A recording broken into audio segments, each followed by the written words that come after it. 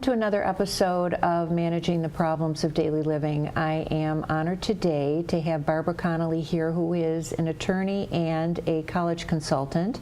I've known Barbara for a long time, and I have tremendous respect for her. So we're so pleased that you can join us today. Well, thank you for the opportunity, Of Linda. course. I think when I conceptualized this program initially, it was really on a journey to figure things out for myself when I had certain questions. And looking back when our children were approaching college, there were books, and you had it in the green room, Small Schools That Change Lives. But for a lot of us, we really had two choices in the state of Michigan, Michigan or Michigan State. Obviously, there's smaller schools that can change lives and provide tons of benefits for the individual. But I think a lot of us get caught up with what's the most prestigious school, where can my child get in? Mm-hmm. And I don't think we start the process early enough in terms of thinking about what the best fit for my child might be. What school will benefit my child the most? I think you're very right about not starting the process early enough. I often have very excited, nervous parents meeting me in the last stages of high school. And the problem, of course, is we cannot engineer the first few years of high school so that your student has the credentials to put into the application that will be desirable to a college. Okay, so let's just pause for a sec. I do want to find out, you have a very interesting background. What is your training and background? How did you come to college counseling? Well, I have an undergraduate degree from the University of Michigan. I have a law degree from the University of Detroit Law School. I have been a licensed attorney for 30 years. I practiced as a litigator for 15 years, but paused to raise my 4 children, during which time I became very curious about college admissions and helped them in the admissions process. I also took on the task of credentialing myself by working at the University of Michigan Ross School of Business, becoming a professional member of the Independent Educational Counselors Association, and also gained certification as an educational planner during that time.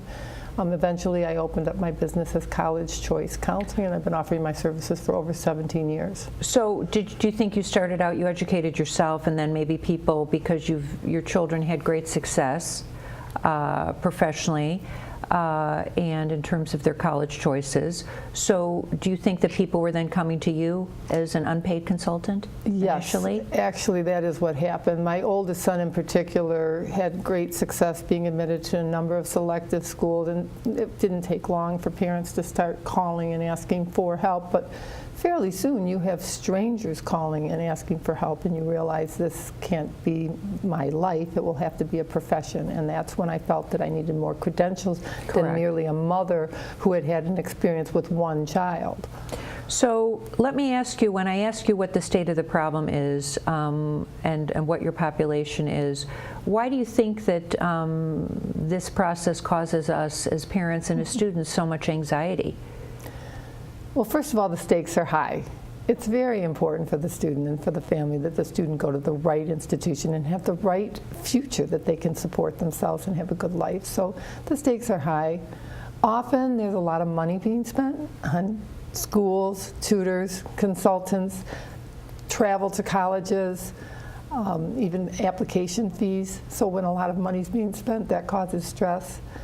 It is also a collaborative process. It's a time in the high school years when the family has to work with the student, and of course the adults have different methods and practices than the students, so there's clash in the collaboration, and that's where college consultants can often help to help the student work independent of the parents, or help the parents have the knowledge that would make them less fearful about the process. Well, I think the great news for potential clients is that you do have the credibility. I've known you a long time, and as we were saying before we started taping the episode, that your children really were on a continuum, if you will, of learning and really creativity. I remember them doing artwork and reading at the pool, much more so than looking at a college. What does this college want from me? How can I commune myself to this college, rather than how can I just be the best person I can be, and then find what college matches my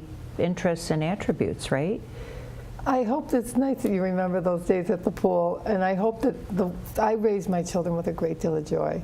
I now archive a lot of the artwork that you're talking about, and someone once said to me, well, this just shows sort of an empty nest problem, and to me, no, it's a real celebration of the work product of the child, and I think that's really important to building the esteem of the student as they're growing up, and giving them what they need, the tools they need, the confidence they need as they go through school. And they should go through school with a lot of joy. Reframe it not as work, but as a challenge. Let me say this, that is eye-opening for me in terms of celebrating the joys, which is something that we all, you know, this whole business about mindfulness, being in the moment and really celebrating each moment in a complete sensory experience. But I think we do get caught up at what are their grades, how are they competing in terms of sports, where do they rank in their school. Too much work, not enough joy. Too much work, not enough joy.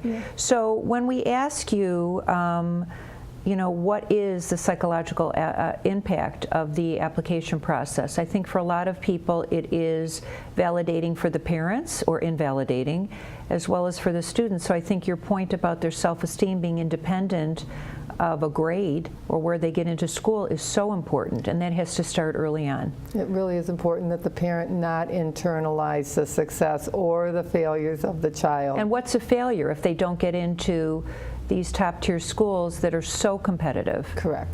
The child really doesn't have failures, they have setbacks, and the way they cope with setbacks and the way you train them to cope with setbacks is very important. You don't want to have an attitude of perfection, you want to have an attitude of celebration of hard work and the pride and self-reward that you get from hard work. And how does that builds resiliency, and how does that help you then later in life? So I didn't get into Harvard, Yale, Dartmouth.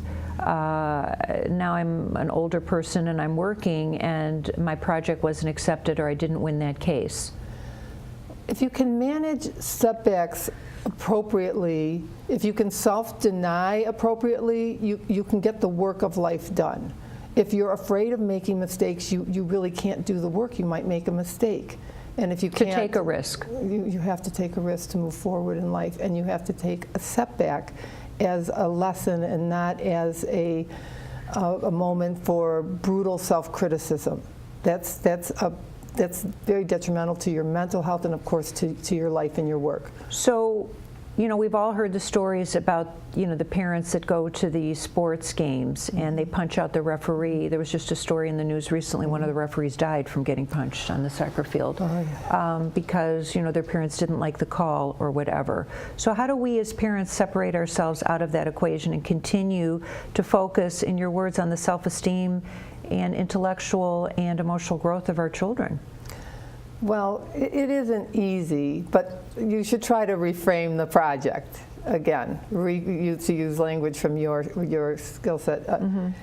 This is a short period of life, especially the high school years. Try to celebrate accomplishments, try to help the child cope with setbacks. Admit that it will be stressful. There is a lot of work being done in school. It is a high-stakes game. If you don't do well with your grades, you might not have the future immediately that you hope for. But try to reframe it as an adventure, and at every stage, look for resources that can help if you feel you are not meeting your own standards, and celebrate successes as much as, and celebrate just effort even. For example, don't put the child's mind or your mind on outcomes only. Think about the process itself. That is so well said. Thank you. That is so well said. And how early should we start this process? How early do people hire you for your services? Okay. I have students that start as early as 6th grade, but I think the ideal time to hire a private college admissions consultant is 8th grade. In 8th grade, we might want to consider what is the best high school for the student. We would like to evaluate the student's study habits, their ability to perform in school, and we're doing it at a time where the stakes are low. The grade they get in a class in middle school will not affect outcomes when it comes to college applications, but we have a chance to forward engineer the project of high school. And how active are you in this process in terms of advice giving? How directive are you? So you as a parent, I think we're very cool about, very chill as my daughter would say, about even didn't one or two of them take like a gap year, or no? No. We'll talk about gap year in a sec, but really, indulge in like a creative endeavor, and then came around maybe to something that would be more of a traditional area of interest or occupation. So in terms of how directive are you with parents? Again, we as parents, unfortunately, may have our own agenda for our children, but how do we allow them to discover for themselves what their areas of interest might be? Well, I actually had the attitude as a parent, find what their interest is, watch them, observe, and then encourage. So my oldest child was drawing chalk pictures that looked very nice to me very early on, and I just cultivated that interest, didn't know where it would lead. Like you say, it is not necessarily a practical income-producing activity, but I encouraged it, and while his peers were studying physics and the highest levels of math and so forth, he pursued filmmaking in that case. Another student, my second child, wanted to pursue math and math camp and every form of math games, and my third always on the computer, which concerned me at the time. We limited video games, but he was allowed computer time. And of course, the one became a mathematician, the other became a computer scientist. So they just cultivated whatever their actual natural interest was. My daughter, again, she was creative and liked to write, and again, not necessarily income producing, but you encourage that. That's where the rewards will come. And I think, and that's what I've always been told. I think that's very hard for us as parents because it's our own anxiety. We want them to be able to be self-supporting. But as we move to break, we're going to come back and talk more about specifics in terms of, I guess, continuing to listen to our children in terms of finding the best fit for what schools, not what schools we think are the most prestigious or the best fit, but what are ultimately going to be the best fit for our particular children. Sure. And we will be back. Myth: lightning never strikes the same spot twice. Fact: it strikes the Empire State Building about 25 times a year. Myth: bats are blind. Fact: they see as well as you and I. Myth: sending goods is the best aid to disaster victims. Fact: cash is best. After shipping, a case of water costs about $196. That can buy 10 gallons of water. Cash sent is help received. You have a big heart. Use it for smart compassion. Welcome back to Managing the Problems of Daily Living. We're here today with Barbara Connolly, who is a college coach, consultant, and also an attorney by profession. And I want to welcome you here and continue our conversation about this whole college application process. Everybody I talk to is always so stressed out about it. Parents postpone trips and business meetings to stay home and kind of supervise the application process. So I think a lot of it is that people haven't hired someone like yourself early enough. But I think there's also kind of a hyper focus on the application itself and on the personal essay. And what do you say to parents and their applicants, the students, about what to make of this process and what to put on the essay? Well, I think the importance of the essay can sometimes be overstated, especially overstated by businesses that trade on providing you with services on the personal essay. But it is an opportunity. It's an opportunity for your voice and your character and personality to come across to the college, and these are things that the college is examining about your application. What kind of student will you be on our campus? How well do you express yourself? Do you write well? Is there good punctuation? So when you were reading at the Ross School of Business at Michigan, what jumped out at you? Passion, curiosity, intellectual capacity, definitely neatness. Is this grammatically correct? Typos, everything. Correct. Is this structured well? Does this serve the purpose that the audience is asking for? Are they answering the question? Correct. Right. And I think, that's what I've heard, that, how well will you fit in to our environment? I think sometimes, when I've seen examples of what has been rejected, I have a particular learning style that doesn't fit with the university, then why are you applying here? Because you're already saying I'm an outlier. And what is your judgment? We asked you a certain question. What kind of judgment have you shown in answering that question? Interesting. Do you think that, of course, is there a school for everybody and the right fit? Can that be found for every student? Happily, I would say so. We have more than 2,000 four-year degree granting institutions in this country, and there is definitely a college for every student. There isn't just one college that is right for every student, but there are many colleges How do you start available. determining what would be on that list? Certainly if you're working with a young person from the time they're in 8th grade on, and you are listening and observing, right, and following what their interests and acumen might be, how do you start kind of honing down that list? Well, first we try to determine what the goals of the students are, and they may not have an exact career in mind, but a general field, and then we're going to start looking at colleges that could support their interests. And once we've done that, what is your tolerance for distance? What kind of size are you looking for? Let's look at cost. Let's look at the chances of your admissibility. And that is weighed by reading the student's developing file as an admissions reader would read that file. What is your academic rating? What is your extracurricular rating? What is the school likely to say about you?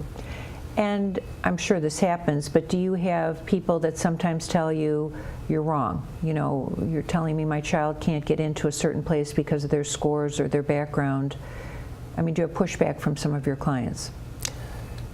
I obviously never tell someone that they cannot get into an Or it's institution. unlikely, it's less likely. I do tell them that it's Yeah. unlikely, and there is skepticism by the family sometimes, but we just give the child the opportunity to apply to those schools, give the parents give the parents a chance to find out what happens if we do try to get admitted to those schools, and give them as much intelligence as they can possibly get so that they have a comfort with why they didn't get in or what they would need to do to get in. Do you ever speak to, I've heard people say that once they get in, they'll stay in, but do you know, if it's a reach school, maybe people have used influence to get their child into the school. Do you see that as potentially problematic?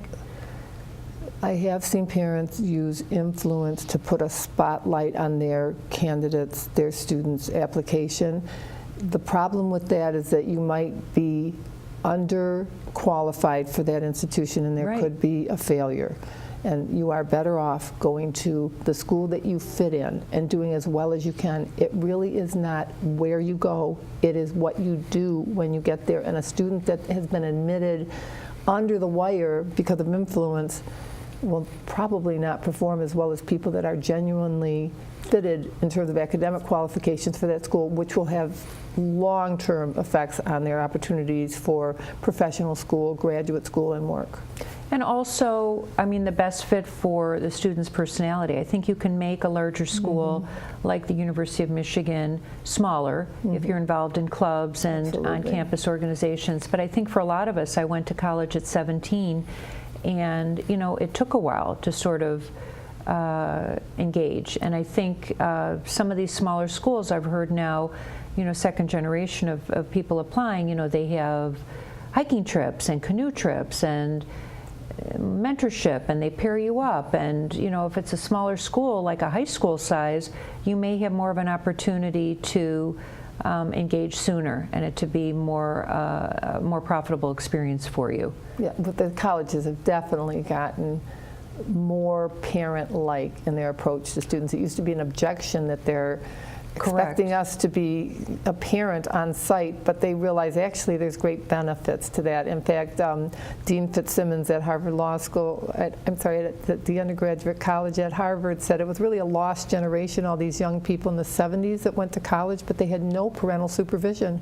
and no direction from their parents. It was the standards of the time that you shook hands, said goodbye, and sent them off to college, and maybe they came home at Christmas time. Right. But now you do have helicopter parents, and they're beginning to realize there is actually some benefit to that guidance, and the college itself is trying to step into that role with the kinds of mentoring programs and direction from the college that you just mentioned. Well, obviously I have an interest in mental wellness, so I know that they are maybe initiating some of those programs to offset depression. Well, students have become more complicated. And isolated. Absolutely. Isolation. Yes. Wow, I didn't even know that. Okay, when you are applying to college, you alluded to this earlier, you know, some of us have a sense of what we want to be, but some of us don't. And if you're talking about applying at 15, 16, 17, and then you're going to a school that maybe is known for their architecture program, but then you decide first semester freshman year that that's not something you want to do, you know, how does that play out? Do you ever see people then to transfer out and to find a better fit now that I'm a ripe old age of 17 and a half and I maybe know better what I don't want to do? Yeah, hopefully the school has many offerings and you might be able to transfer within. I often encourage students, if you go to a small college, you may not have the opportunity to change your mind. Most students do enter college as undecided, which is it's a great opportunity to discover your interests while you're at college. But if the college doesn't offer enough, you may not be able to shift, and that may mean that you have to transfer. And I don't recommend transfer before the end of the freshman year, but definitely you should transfer before the end of the sophomore year because it's a logistics problem. You have credits that may not transfer to the new college. You don't want to have too much college under your belt at the wrong college or too Because you're then little. taking classes that won't fit into their requirements. Correct. That's very important. Correct. So if I asked you what you thought were the most important elements of the college application process, what would be number one on your list? What would your advice be? Well, that's a really interesting question. Number one would be an attitude of enlarging your life. Seek out the larger life growth. So have growth in high school, have a trend. Even if you don't have all A's, have a trend of improving your study skills and your intake of education, and have an attitude of adventure when it comes to college. Be open to new experiences. That is, after all, what college really will end up being for all of us. So an openness to new experiences, and I think when you're talking about applications, when I've read those books in the library, How to Get Your Child into Harvard, you know, it's people that are thinking, and I think I mentioned I had a family member that was a very good applicant, and it's just like thinking outside of the box. I think a lot of times I have people on my program because that's so I can learn about entrepreneurship and startups, because it's not the way my mind works. So it is that creative element and not looking always for the convention. Well, you want to be the kind of person that belongs on a college campus. So if it's Harvard, you're probably a very intellectual, deep-thinking individual. And so this is what that college needs. If you're going to Caltech, you're probably very interested in computers and technology and science. So it's simply follow, not your bliss exactly. You should be developing skills. We can talk about passion and following your bliss. There's some argument against doing just that. Make sure you do that, but at the same time, develop skills. You need to have a balance. What's the argument against following bliss?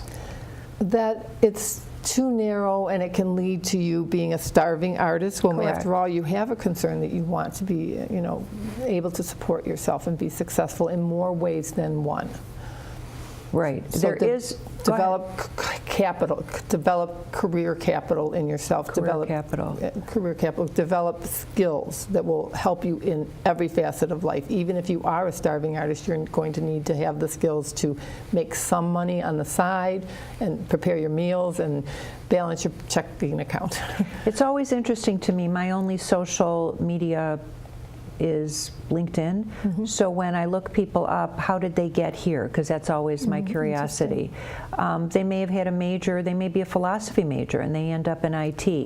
And I love that the companies are hiring people like at Google. They may have been an art history major, and now they're working at Google. And what are the companies seeing in these college graduates with these different kinds of majors from these different kinds of schools that is so appealing to them?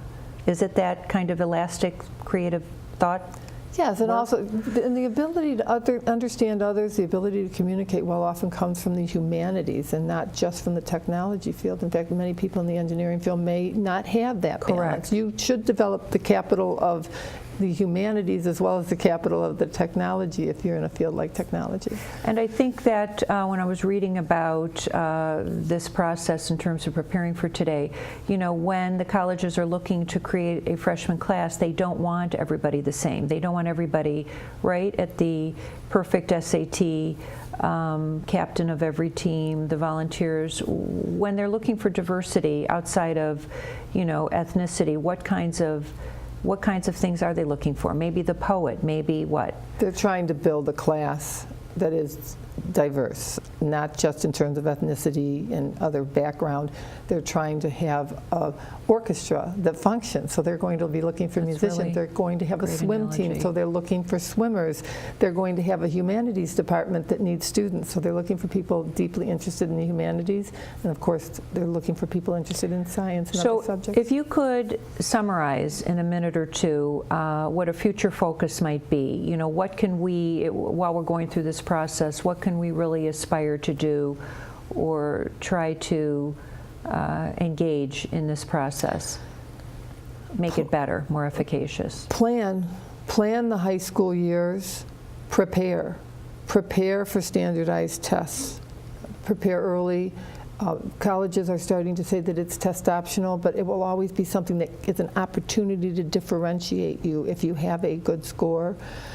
And learn some self-discipline, because studying is a bit of self-denial is involved in that, but not the kind of harsh, punishing willpower approach, but more the joy of learning a new subject approach. Incorporate that sense into your study habits, improve your study habits at all times so you can get the grades that you need, and have a positive attitude towards, you know, the adventure that college and the college application process can be, and you should do very well in the process. Well, and I think as we move to close, the concept of self-esteem and building that, I think, is really important in terms of everything, resiliency, risk-taking. So we appreciate so much you being here, Barbara Connolly, and we will have your information up on the graphic for people to contact you. The message is the earlier the better about 8th grade, and that there is a school for everybody. Right? Thank you. Thank you for being here.